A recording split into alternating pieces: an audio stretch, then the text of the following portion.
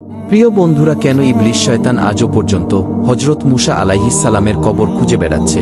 ইবলিস শয়তান যদি মুসা নবীর কবর খুঁজে পায় তাহলে কি হবে, আর কেনই বা হযরত মুসা আলাইহিস সালামের কবর মোবারক মানুষের চোখের আড়ালে আছে? খুবই তথ্যবহুল টপিক নিয়ে হাজির হয়েছি, তাই ভিডিওটি শেষ পর্যন্ত দেখতে থাকুন। প্রিয় বন্ধুরা, ইসলামের ইতিহাসে হযরত মুসা আলাইহিস সালাম সকল নবী রাসূলদের মধ্যে একজন বিশিষ্ট নবী এবং আল্লাহর মনোনীত একজন বিশেষ পয়গম্বর ছিলেন। হযরত মুসা আলাইহিস সালামের মহত্বের কথা কোরআন মাজিদে সবচেয়ে বেশিবার উল্লেখ করা হয়েছে। কোরআন মাজিদের ৩০ পারার মধ্যে ২৮ পারাতেই মুসা আলাইহিস সালামের কথা বলা হয়েছে। ৩৬টি সূরায় তার নাম ১২০ বার এসেছে। নবী রাসূলদের মধ্যে হযরত মুসা আলাইহিস সালামকে সবচেয়ে বেশি সংখ্যক মুজিজা আল্লাহ তাআলা দিয়েছিলেন। কুরআনে হযরত মুসা আলাইহিস সালামের ফজিলতপূর্ণ জীবন এবং তার ইসলাম প্রচারে অবদান অনেক শ্রদ্ধার সাথে বর্ণনা করা হয়েছে, কিন্তু খ্রিস্টানদের ধর্মীয় কিতাব বাইবেলে কিছু আয়াতে হযরত মুসা আলাইহিস সালামের ব্যাপারে একেবারে ভিন্ন কথা উল্লেখ করা হয়। এতে বাইবেলে হযরত ঈসা আলাইহিস সালামের উম্মতের সামনে অন্য সব নবীর উম্মতদেরকে কম নিয়ামত প্রাপ্ত বলে আখ্যায়িত করা হয়েছে। বাইবেলে ভাগ্য নির্ধারণ সম্পর্কিত আয়াতে এই কথা উল্লেখ আছে যে হযরত মুসা আলাইহিস সালাম তার উম্মতদেরকে মিশর থেকে বের করে অনেক বড় ভুল করেছিলেন, যে অপরাধের কারণে আল্লাহ তাআলা তাকে শাস্তি দিয়েছিলেন। বাইবেল অনুযায়ী আল্লাহ তাআলা হযরত মুসা আলাইহিস সালামকে ওই জায়গা দেখিয়েছিলেন যে জায়গা তার পূর্বের নবী রাসূলদেরও জায়গা ছিল, যেখানে তাদের উম্মতেরা বিস্তৃত ছিল। আল্লাহ তাআলা হযরত মুসা আলাইহিস সালামকে ওই স্থান দূর থেকে দেখিয়েছিলেন এবং তাকে কখনো সেই স্থানে যেতে নিষেধ করেছিলেন। ধারণা করা হয় বাইতুল মুকাদ্দাসে মুসা আলাইহিস সালামের মৃত্যু হয়, কিন্তু তার কবর কোথায় তা আজও জানা যায়নি। খ্রিস্টান মাযহাবের ইলমে কিতাবে উল্লেখ করা হয়েছে যে শয়তান হযরত মুসা আলাইহিস সালামের কবর এখনও খুঁজছে। এটি আসলে বাইবেলের নিউ টেস্টামেন্টের কিতাব, যা মূলত এই তথ্যের উপর প্রতিষ্ঠিত। সেখানে এটি বলা হয়েছে, কিন্তু ফেরেশতা মিকাইল আলাইহিস সালাম হযরত মুসা আলাইহিস সালামের লাশকে নিয়ে ইবলিসের সাথে দ্বন্দ্ব করার সময় ইবলিসের বিরুদ্ধে নালিশ করার সাহসিকতা দেখায়নি, কিন্তু এটা বলেছিল যে তোমার উপর আল্লাহর লানত বর্ষিত হোক। কিছু খ্রিস্টানদের মতে এই আয়াতকে কোনোভাবেই অবহেলা করা যায় না, অত্যন্ত গুরুত্ব সহকারে এই আয়াতটি পর্যবেক্ষণ করা উচিত, কারণ এই আয়াতেই আল্লাহ তাআলা এবং ইবলিসের মধ্যে হযরত মুসা আলাইহিস সালামের কবরের অবস্থান নিয়ে এক বিস্ময়কর লড়াইয়ের দৃষ্টান্ত বর্ণনা করা হয়েছে।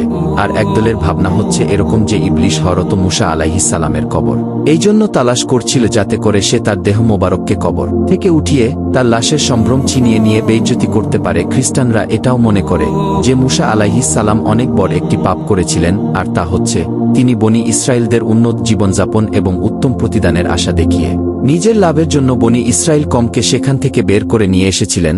আর এ কারণেই আল্লাহ তাআলা তার থেকে তার সকল মুজিজা ফিরিয়ে নিয়েছিলেন এবং তার জীবন কেড়ে নিয়েছিলেন। আর এটাও বিশ্বাস করে যে আল্লাহ তাআলা হযরত মুসা আলাইহিস সালামের কবরকে গোপন করে রেখেছেন, যাতে শয়তান কখনো তার কবরকে খুঁজে না পায় এবং সেখান থেকে তার লাশ উঠিয়ে বনি ইসরায়েল কমকে মিথ্যা কথা বলে আবার পথভ্রষ্ট না করতে পারে।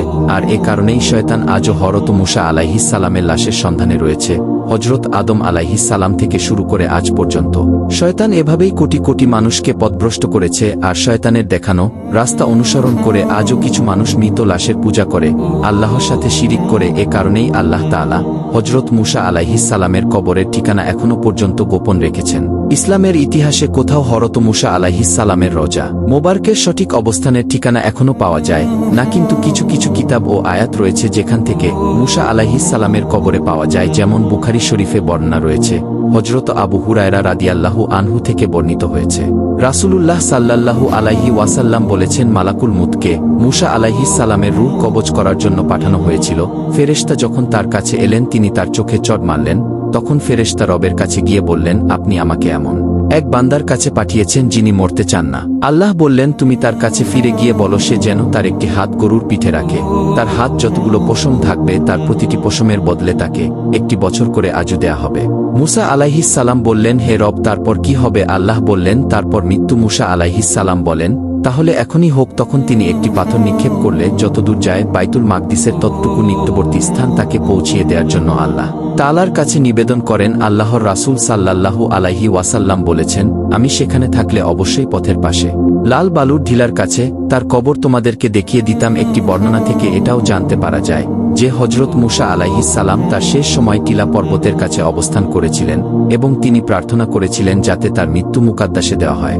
যেখানে তিনি হিজরত করে ফিরে আসছিলেন তিনি নিজের কওমদেরকে বলেছিলেন যাতে তাকে মৃত্যুর পরে বাইতুল মুকাদ্দাসে সমাহিত করা হয়, কিন্তু তাকদির এরকমটা হতে দেয়নি। সে একটি পাথর ছুঁড়ে মারলে যতদূর যায় তার থেকে বেশি দূরে আর যেতে পারেনি। এজন্যই মহানবী সাল্লাল্লাহু আলাইহি ওয়াসাল্লাম বলেছেন যে যদি আমি ওখানে থাকতাম তাহলে ওই পাহাড়ের নিচে তার কবর মোবারক দেখিয়ে দিতে পারতাম। আরও একটি বর্ণনা হতে এটাও জানা যায় যে একদা হজরত মুসা আলাইহিস সালাম একটি কবরের পাশ দিয়ে যাচ্ছিলেন, তিনি দেখলেন সেখানে একজন ফেরেশতা একটি সুন্দর কবর খুঁড়ছে। তিনি এত সুন্দর কবর দেখে মুগ্ধ হয়ে গেলেন এবং জিজ্ঞাসা করলেন, হে ফেরেশতাগণ, এটি কার কবর?